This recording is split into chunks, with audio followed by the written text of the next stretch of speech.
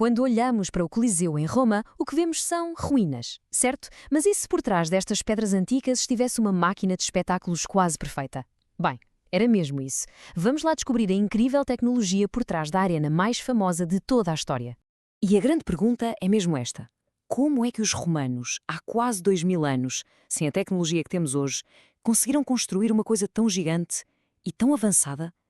É isso que vamos desvendar agora. Ok, vamos começar pelo exterior. Antes mesmo de pôr um pé lá dentro, é preciso perceber a escala e a inteligência por trás deste verdadeiro gigante de pedra. Ora, reparem bem nisto. O Coliseu, construído lá no ano 80 d.C., podia levar até 80 mil pessoas. É mais ou menos a lotação de muitos estádios de futebol modernos. Dá para imaginar o barulho e a energia lá dentro? Para aquela época, era uma coisa do outro mundo. E como é que se construía algo assim tão grande? Com materiais super inteligentes, claro. O grande segredo era uma espécie de betão antigo, que eles misturavam com cinzas de vulcão, tornando-o incrivelmente resistente. E, para que os andares de cima não pesassem demasiado, usavam uma pedra vulcânica muito levezinha, a tufa. Pura e simples genialidade. E se olharmos com atenção para a fachada, vemos que não é só um monte de pedra empilhada. Cada andar tem um estilo de coluna diferente. Embaixo, as mais simples e robustas. No meio, umas mais elegantes. E lá em cima, as mais decoradas de todas. Isto não era só para ficar bonito. Era também um truque visual que fazia o edifício parecer mais leve, como se estivesse a erguer-se para o céu. Bom, já vimos por fora. Agora, vamos fazer uma viagem no tempo e imaginar que somos um romano a caminho de um espetáculo. Gerir a entrada e a saída de 80 mil pessoas. Bem, isso era uma operação logística inacreditável. O segredo estava todo neste número, 80. Havia 80 entradas. Cada bilhete, que na altura era uma pequena peça de cerâmica, tinha um número da porta e do lugar. Era tal e qual como ir a um concerto ou a um jogo de futebol hoje em dia, mas há 2 milénios. Ninguém se enganava. Lá dentro, as pessoas circulavam por uns corredores chamados vomitória. O nome, eu sei, soa um bocado estranho, mas a ideia era mesmo essa, vomitar as multidões para dentro e para fora do estádio de forma super rápida. E funcionava.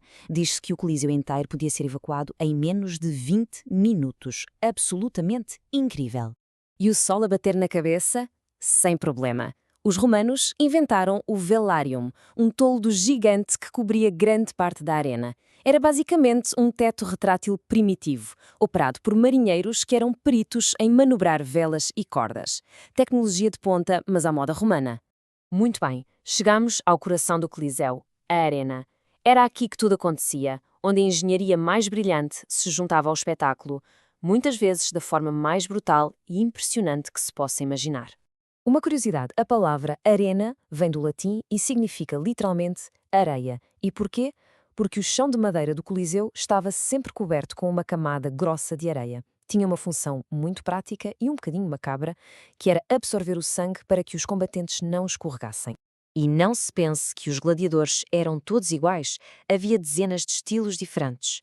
Tínhamos, por exemplo, o murmilo, que era como um tanque, com armadura pesada e muita força. E do outro lado, o ratiário, muito mais ágil, que usava uma rede e um tridente para apanhar os adversários.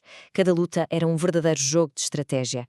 Mas havia muito mais para ver além dos gladiadores. Havia as vinaciones, que eram caçadas a animais exóticos, como leões, elefantes e até girafas. E depois, a loucura total. As naumáquias, batalhas navais. Sim, é verdade, eles enchiam a arena de água e punham navios a lutar lá dentro. Acontecia poucas vezes porque era caríssimo, mas imaginem só o que era assistir a uma coisa daquelas. Ok, já vimos o que se passava à vista de toda a gente.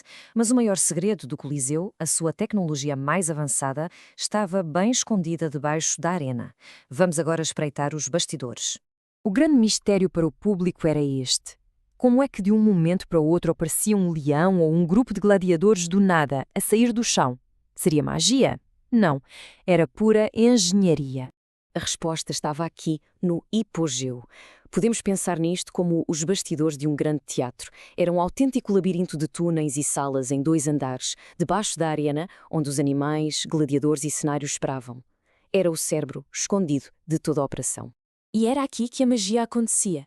O hipogeu tinha cerca de 80 elevadores de madeira, movidos à força de braços. Estes elevadores subiam as jaulas com os animais, ou partes do cenário, até ao nível da arena. No momento exato, um alçapão abria-se no chão e Surpresa! Um tigre aparecia no meio do palco. Era o melhor efeito especial do mundo antigo e tudo feito à mão. Mas como tudo na vida, a era dourada do Coliseu também chegou ao fim. Depois de centenas de anos de espetáculos incríveis, este gigante de pedra começou a sua longa jornada até se transformar na ruína icónica que conhecemos hoje. Com a queda do Império Romano, os jogos acabaram. O Coliseu foi abandonado e durante séculos as suas pedras foram literalmente roubadas para construir igrejas e palácios. Foi transformado numa autêntica pedreira.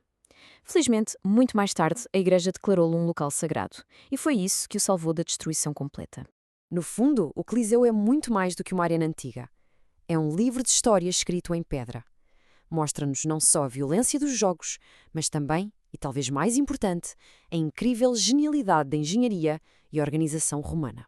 E isto deixa-nos a pensar.